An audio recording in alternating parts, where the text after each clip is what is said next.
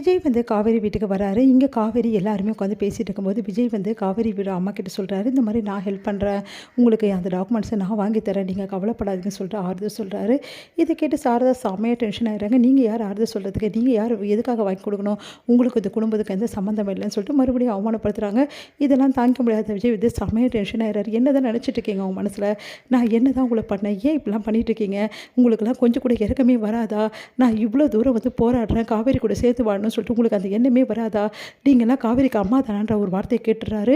அதை கேட்டு காவேரி எல்லாமே டென்ஷன் ஆயிடுறாங்க. ஒன்றுமே புரியல எல்லாருக்கும். என்ன விஜய் இப்படி பேசிட்டாரு அப்படின்னு சொல்லிட்டு, நிறுத்துப்பா அப்படின்றாங்க அவங்க மாமியார். அதை கேட்டு வந்து அதிர்ச்சி அடைகிறாங்க விஜய். என்னப்பா நீ ஓவராக பேசிட்டே போகிற, ஏன் வந்து சாரதை அனுப்ப மாட்டேங்கிறான்னு உனக்கு தெரியுமா விஷயம் என்னன்னு சொல்லிட்டு, உன் விஷயத்துக்கு பேசாத அப்படின்றாங்க பாட்டி. வேற ஒரு பொண்ணாக இருந்தால் அந்த பொண்ணோட வாழ்க்கை நல்லா இருக்கணும்னு சொல்லிட்டு யோசிக்க மாட்டாங்களா எந்த அம்மாவும்? உண்மையிலேயே எனக்கு ரொம்ப கஷ்டமாக இருக்குது. காவேரிக்கு இந்த மாதிரி ஒரு அம்மா கிடச்சிது அப்படின்னோடனே செம்மையாக டென்ஷன் ஆகிறாங்க பாட்டி. யாரை பார்த்து என்ன சொல்கிற? சாரதா பற்றி உனக்கு என்ன தெரியும்? அவள் எப்போவோ உன் கூட வாழணும்னு சொல்லிட்டு காவேரி முடிவு பண்ணிட்டா. ஆனால் எல்லாத்துக்கும் காரணம் உங்கள் சித்தி தான். உங்கள் சித்தி தான் வீட்டில் வந்து இந்த மாதிரி வேணாம் அப்படின்னு சொல்லிட்டு சொன்னாங்க. காவேரி எங்கள் குடும்பத்துக்கு வந்தால் எங்களோட பையனோட வாழ்க்கை சீரழிஞ்சு போகும்.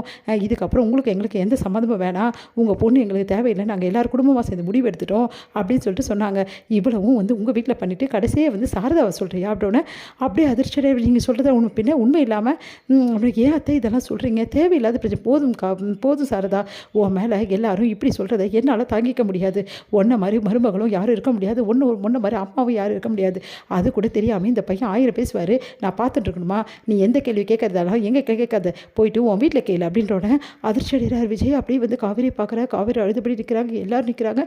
உடனே விஜய் வந்து செம்ம டென்ஷன் ஆகி உடனே அங்கேருந்து கிளம்புறாரு. கிளம்பி நேராக வீட்டுக்கு வர விஜய் வந்து அப்படியே வந்து ரொம்ப சோர்ந்து போய் ரொம்ப டென்ஷனாக உட்காந்துருக்காரு. அத்தாவும் பாட்டியும் விஜய் ஏன் இப்படி உட்காந்துருக்கான் அப்படின்னு சொல்லிட்டு யோசனை பண்ணிகிட்டே வராங்க.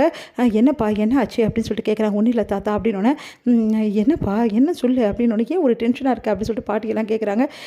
இருக்கட்டும் சித்தி வரட்டும் அப்புறம் நான் பேசுகிறேன் அப்படின்றாங்க. சித்தியா? அவள் எதுக்கு இங்கே வரணும் அப்படின்னோடனே, வருவாங்க வந்தோடனே பேசலான்னு. என்ன விஜய் திடீர்னு ஃபோன் போட்டு வர சொன்னேன், என்னப்பா விஷயம் அப்படின்னோடனே, நீங்கள் காவேரி வீட்டுக்கு போயிருந்தீங்களா சித்தி அப்படின்னோடனே அதிர்ச்சி அடைகிறாங்க. ஐயோ போட்டு கொடுத்துட்டாங்களா அவங்க அப்படின்னு சொல்லிட்டு, என்ன சித்தி பதிலே காணும், போனீங்களா இல்லையா? அது வந்து விஜய் உண்மையை சொல்லுங்கள், போனீங்களா இல்லையா அப்படின்னு கத்துறாரு. போனேன் விஜய். என்ன சொன்னீங்க காவேரி வீட்டில் போயிட்டு? அது வந்து என்னம்மா என்னென்னமோ சொல்கிறான் விஜய். நீ காவேரி வீட்டுக்கு போயிருந்தியா அப்படின்னு தாத்தா கேட்குறா. ஆமாம்ப்பா அப்படின்றாங்க. என்ன சொன்னாங்க தெரியுமா இவங்க?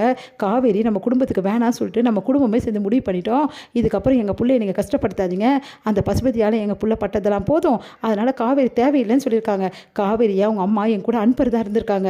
இவங்க போய் சொன்னோன்னா அவங்க அனுப்ப மாட்டேன்னு சொல்லிட்டாங்க. இதுதான் தாத்தா காரணம் அப்படின்னு அதிர்ச்சி அடைகிறாங்க.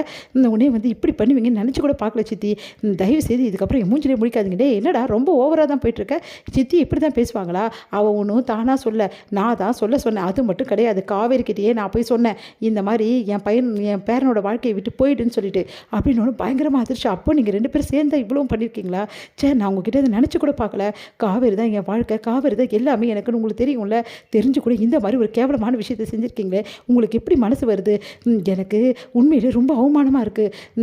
நீங்கள் உண்மையிலே என் பாட்டி தானா அப்படின்றாங்க விஜய் அப்படின்றாங்க பாட்டி. வேறு என்ன கேட்குறது நான் அப்படி அவன் கேட்டதில் என்ன தப்பு இருக்குது? எனக்கு அசிங்கமாக இருக்குது கல்யாணி. இவ்வளோ நாள் உன்னை நான் புரிஞ்சுக்கலன்னு நினச்சி எனக்கே அசிங்கமாக இருக்குது. இவ்வளோ நாள் உன் கூட நான் வாழ்ந்திருக்கேன்.